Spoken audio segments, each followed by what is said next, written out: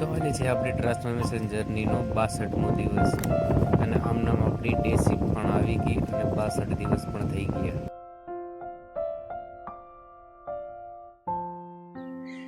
Day shift આવી ગઈ છે. હવે ડે શિફ્ટમાં કેવું હોય કે જાજે ભાગે હું વહેલો ઉઠી અને બધું કરવાનું ટ્રાય કરું છું, એટલા માટે નાઇટના જે શૂટ બરોબર નથી આવતું.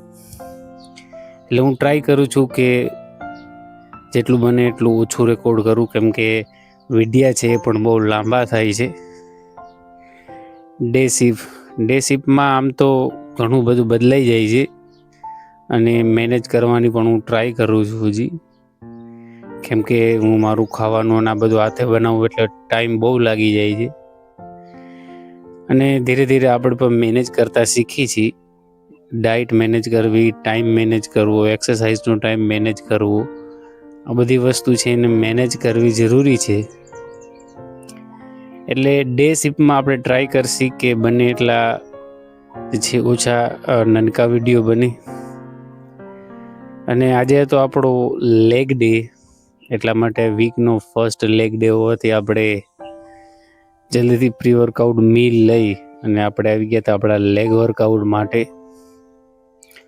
આમ તો લેગ માટે પણ હું અઠવાડિયાની અલગ અલગ એક્સરસાઇઝ કરું છું, જેમાં પહેલા દિવસે જ ભાગે હું ટ્રાય કરું છું કે કમ્પાઉન્ડ મૂવમેન્ટ હોય, જેમાં કે સ્ક્વોટ્સ અને RDL ને આવા બધા મૂવમેન્ટ છે.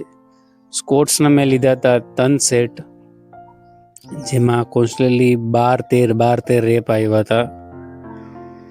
અને એમાં ડીપ જવાની ગમે એટલી વધારે કોશિશ કરવાની, જેનાથી તમારા પગના જે મસલ્સ છે આગલા કોડ રિસેપ્ટરી જાજા એંગેજ થાય અને એ મસલ્સ જે છે એ બિલ્ડ પણ થાય. ત્યારબાદ મેં તરત જ લીધી હતી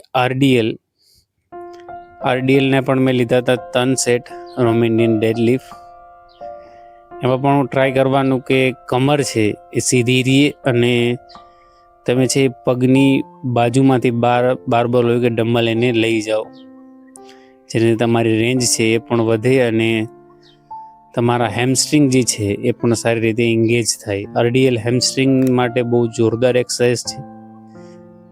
ડે શિફ્ટમાં કેવું હોય કે જાજે ભાગે એક્સરસાઇઝ છે જે પૂરા કરવાનો પણ મારી પાસે ટાઈમ નથી રહેતો, પણ હું ટ્રાય કરું છું કે 2 થી 3 સેટ જેટલા આવે એટલા લઈ લઉં અને પાછું શૂટ કરવું અને આ બધું મેનેજ કરવું એ મારા માટે બહુ ચેલેન્જિંગ છે. હું પણ ટ્રાય કરું છું આ બધું.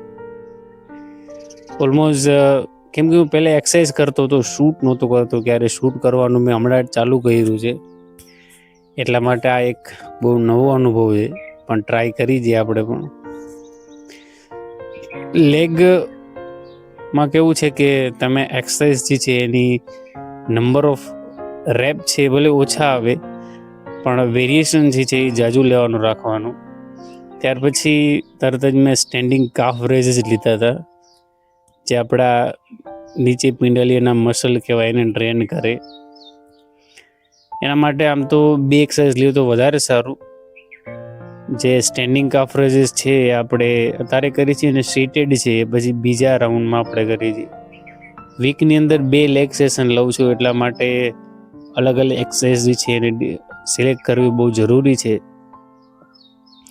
આમાં બને એટલું ડીપ જવાનું રાખવાનું, જેનાથી તમારા કાફ છે એ પણ જાજા એન્ગેજ થાય અને મસલ્સ જે છે એ પણ સારી રીતે એક્ટિવ થાય.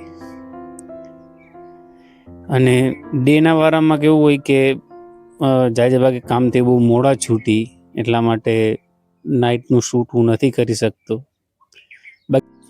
બાકી ઓલમોસ્ટ સામનું તો મારે સેમ જ હોય છે. ઘરે જઈને મારી જે એક આખરી મીલ રહી જાય છે એ પણ હું હાથે બનાવું છું અને લગભગ 7, 7:30, 8 વાગ્યા ઢોકણી હું મીલ લઉં છું. ત્યારબાદ થોડીક વાર ચાલવા પણ જાઉં છું, કેમ કે ટાઈમ ના હોવા છતાં પછી એડિટિંગ કરું છું અને ત્યારબાદ વોઇસ ઓવર પણ કરું છું, એટલા માટે બધું મેનેજ કરવું થોડું મુશ્કેલ છે.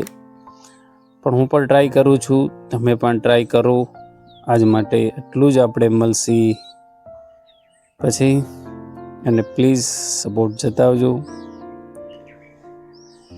તો તમે પણ જરૂર ચેનલને સબસ્ક્રાઈબ કરો અને કેવા લાગે છે વિડીયો જરૂરથી જણાવજો.